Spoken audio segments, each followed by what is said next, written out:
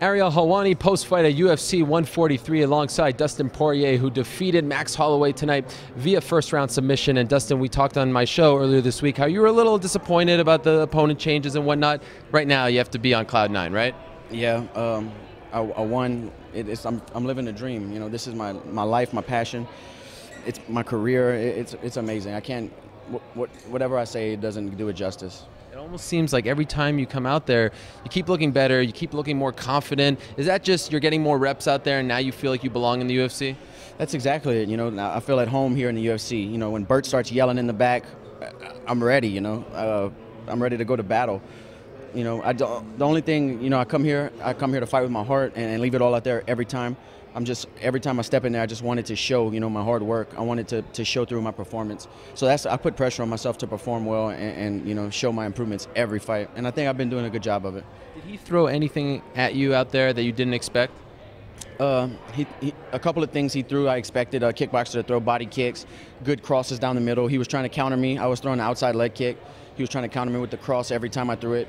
He ended up touching my chin, kind of flashed me a little bit. Then he threw we circled, we mixed again. He threw a flying knee, or I don't know if it was the knee or the shin. The way he throws his knees weren't like a normal flying knee. He kind of like jumps up, and it looks like you know, it's kind of weird what he was doing. But something hit me and flashed me, and I knew I had to put the pressure on him. And once I got him against the fence, you know, I have an 8-week strength and conditioning program. You know, I feel really strong at 145.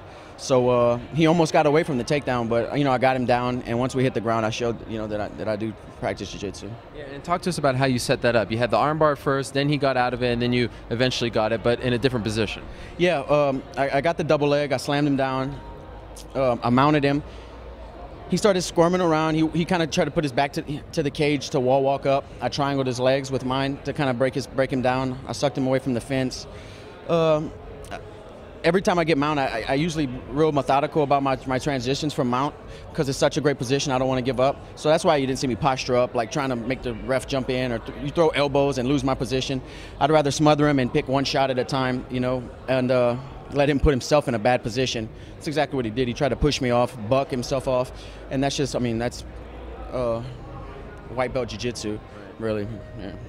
All right, so now we've got Hioki versus Pawaszewski coming up. You were supposed to fight Coke. You were supposed to fight Lamas. There's the Korean Zombie out there. Who do you want next? And of course, the champion, Jose Aldo. Who do you want next? I just turned 23 2 weeks ago. My 4th fight in the UFC. On a good streak, finishing fights. I think Korean Zombie will be a fun fight, a good matchup. Good fight for him, good fight for me. We both match up well, I think, and the fans would love it. And I mean, we're both on the streak, so I think it would be right. So you don't want the title shot just yet? No, I don't want the title shot just yet. I don't want to. I've said it before. I don't want to sound cliche over and over, but I don't want to build myself up and fall short of the title and then back at the bottom. You know, I want to improve every fight, and when I do get the title shot, I'm going to take it, and I'm going to hold it for a long time. I just don't want it to get there premature and have to work back up to it. You know, brick by brick, it's going to happen. I will be a world champion. So how many fights do you think you need to win to get to that place where you feel comfortable fighting for the title? I'd like 2, 3 more fights, but realistically, probably going to, if I fight Eric Koch or Korean Zombie and win my next fight, I probably would fight Jose Aldo. All right, and here's the biggest question. What is the first thing that you're going to eat? Are you going to go with the ice cream sandwiches? What do you guys say? Okay, there we go. Are they sponsoring you? It already started. They can, though. I have plenty of room on my shorts. Yeah. Now, my fridge at home's full of ice cream sandwiches, actually. The Sunday before I left home, me and my wife went to the store. Ice cream sandwiches, man. I spent $80 on junk food. I'm going to get fat and help my buddies get ready for their fights coming up. We've probably got about 6 or 7 guys from the gym fighting in the next 2 weeks. And I want to put my gi back on and have some fun training. You know, for the last 6 months, I've been preparing for a fight, and it's hard for me to like practice my martial arts and have fun with, you know, my training partners and grow as a martial artist. When I'm signing contracts to fight somebody and I get in that kill mode, a tunnel vision. You know, I'm very intimate about my opponents. Like, I want to know everything about them and study them and train for their style and stuff. So when I do that, it kind of takes me away from growing as a martial artist.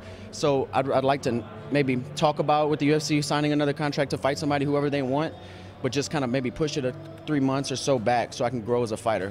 You know, I don't want to burn myself out. Well, congrats on the win. Enjoy the ice cream sandwiches, and we look forward very much to the next one. Thanks, man. I appreciate it.